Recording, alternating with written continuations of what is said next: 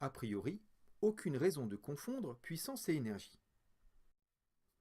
Prenons par exemple un skate électrique dont le moteur a une puissance de 400 watts. Concrètement, ça veut dire quoi?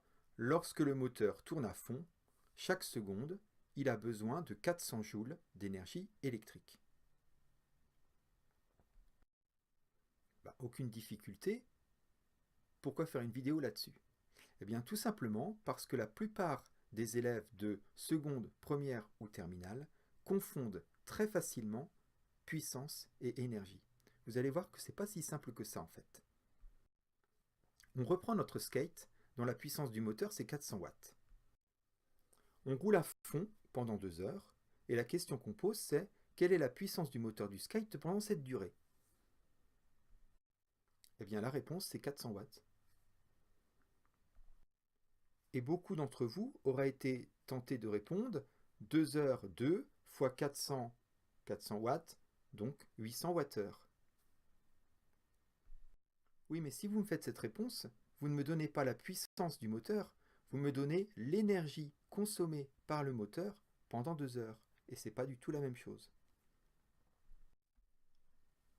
En fait, vous allez mieux comprendre avec une cafetière électrique. Si je parle de la puissance électrique de cette cafetière, c'est comme si je vous parle de la capacité du réservoir. Ce réservoir d'eau, pour la cafetière, la permet de faire 5 cafés.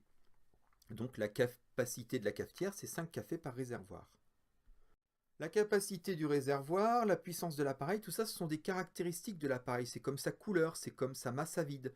Ça ne change pas. Donc si je vous dis par exemple que la cafetière fonctionne pendant 1 heure et fait 100 cafés, puis que je vous demande quelle est la capacité de la cafetière, la réponse c'est toujours que cette cafetière est capable de faire 5 cafés pour un réservoir d'eau. De même, si je vous dis que cette cafetière a une puissance électrique de 1500 watts, que je la fais fonctionner pendant 1 heure afin de préparer 100 cafés, la puissance de cette cafetière, c'est toujours 1500 watts. Maintenant, concrètement, qu'est-ce que ça veut dire? Ça veut dire que quand je l'ai laissé brancher pendant 1 heure, que je l'ai fait fonctionner pendant 1 heure, chaque seconde, la cafetière a eu besoin de 1500 joules. Voilà pourquoi c'est la même chose des watts que des joules divisés par des secondes. Maintenant, si je vous demande quelle a été l'énergie électrique nécessaire pour préparer 100 cafés et pour cela on a eu besoin de mettre en fonctionnement la cafetière pendant 1 heure, là c'est pas la même chose. On va utiliser la formule qui dit que l'énergie c'est la puissance de l'appareil multipliée par sa durée de fonctionnement, 1500 fois 3600 puisque la durée 1 heure c'est 3600 secondes.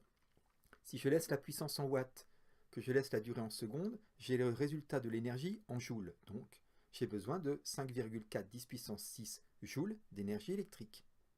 Mais de même que pour la masse, il existe le gramme, le kilogramme, la tonne, pour l'énergie, il existe différentes unités.